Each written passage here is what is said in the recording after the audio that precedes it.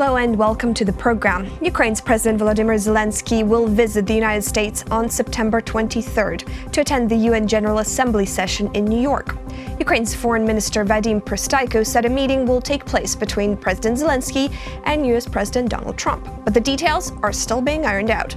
What's next? Joining us in the studio to discuss further cooperation between Washington and Kiev is Eugene Yaroshenko, international relations expert at think tank Democracy House. Thank you so much for joining me today. Good afternoon. Thank you for inviting. Big pleasure for me to be here. Great. So let's just start off. This is a long-awaited meeting. What is the Ukrainian side hoping to achieve? It seems that for Ukrainian side it is crucially important to launch the political dialogue at the highest level. That's why there were high expectations that Donald Trump would have visited Warsaw to commemorate the anniversary of the World War II, but in Warsaw, President Zelensky could not meet with the US leader because of hurricane disaster in the United States. So that's why there are high expectations that this session of the UN General Assembly could be a first time when a new Ukrainian president will meet with the President of the United States. But at the same time, the significance of this meeting is highly overestimated. Actually, President Zelensky's goal is to attend the regular session of the UN General Assembly. But as the UN General Assembly takes place annually in New York, many national leaders use this session as an opportunity to meet the current US president. But given that there are dozens of leaders, it could be problematic for Donald Trump to find time and opportunity to meet with all of these leaders.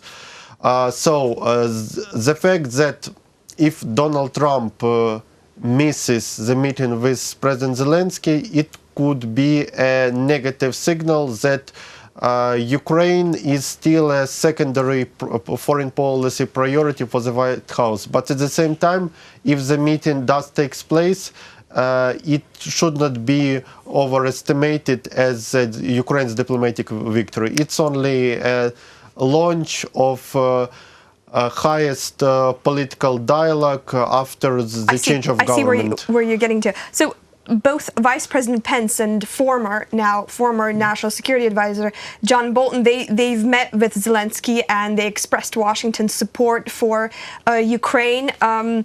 And what's the biggest takeaway from these high-profile meetings? I guess the main takeaway is we shall see in the coming weeks and in the coming months. Now we can see that Ukraine and the United States are willing to develop energy cooperation. Especially in Warsaw, there was a trilateral agreement signed on deliveries of liquefied natural gas from the United States via Polish energy infrastructure to Ukraine. Then it is a question of if the United States will join the Normandy group. There's been a lot of talk over that, and even the special representative, the U.S. Special Representative Kurt Volker, he's expressed positive. He said some positive words about that, and he said that he wouldn't mind joining the talks. But going back to the high-profile meetings with Pence and Bolton, Bolton has since resigned, and there's been some response on social media from former officials and from the current from current officials in the Ukrainian government. So how has this move been seen by policymakers in Ukraine? Well, the resignation of John Bolton could have caused some fears, because John Bolton was considered as one of the most prominent hawkish politician who advances pro-Ukrainian views on U.S. foreign policy agenda and who supports tougher and anti-Russian sanctions.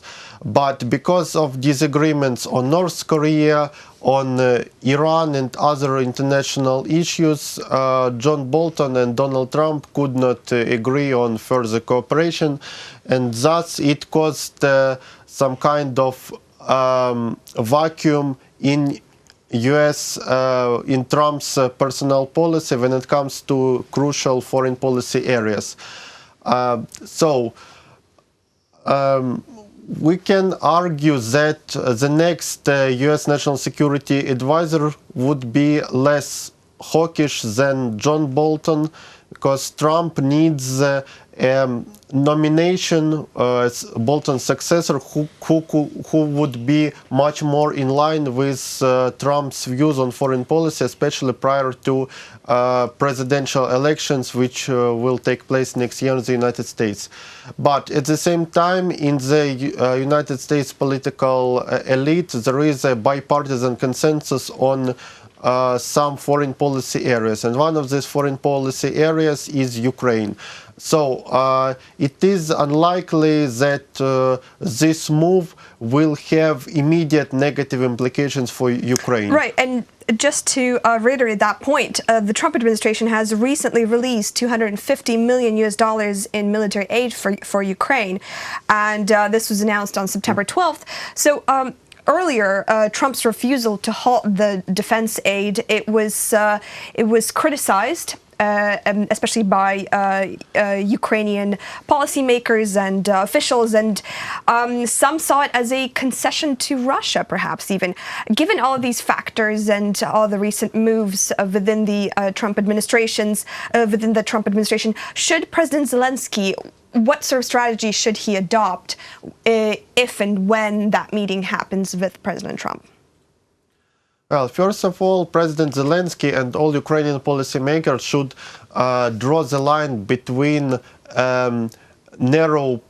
between interests of narrow political groups and Ukraine's strategic interests, because now we have very unpleasant situation when concrete political groups try to use influence on the United States in political competitions. It's especially visible when it comes to a political struggle over control of Kyiv and all these tensions between the president's office and Vitaly Klitschko.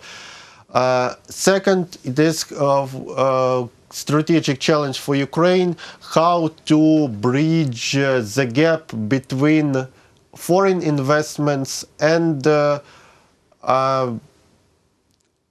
foreign policy partners with strategic partners. I mean, how to resolve issue around Motor Siege enterprise because of Chinese interest in purchasing a crucial share of stakes. Well, John Bolton gave a very specific warning to the Ukrainian government about launching business with the Chinese. Yeah, because for China, for the United States, it looks very unpleasant that the United States are helping a country who is struggling with one of the U.S. Principal geopolitical rivals, but at the same time a country which is a recipient of US financial and military assistance tries to strike a business deal with another rival, China. So that's why that was one of the reasons why Donald Trump temporarily suspended military aid to Ukraine. So that warning is being seen as Bolton's warning to Ukraine about doing business with China. That's connected to Trump halting military aid, you think? Yes, in a timely manner it is clearly connected. And amid talks about possible meeting with Zelensky and Trump, such a warning was very suitable in terms of time. I see. I want to read you a quote from Alexander Daniluk. He's the Secretary of the National Security and Defense Council of Ukraine. After he had several meetings with U.S.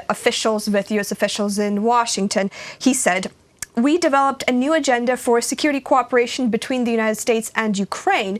There is a serious change in the role of Ukraine. It is time to move away from playing the victim role. We are a strong country and should be a reliable partner for our strategic partners." What do you make of that? Well, Mr. Daniluk implied that it is time for Ukraine to change its narratives in relations with the United States, that Ukraine should not be defined as solely recipient of foreign assistance. Ukraine should be defined as an important and beneficial partner.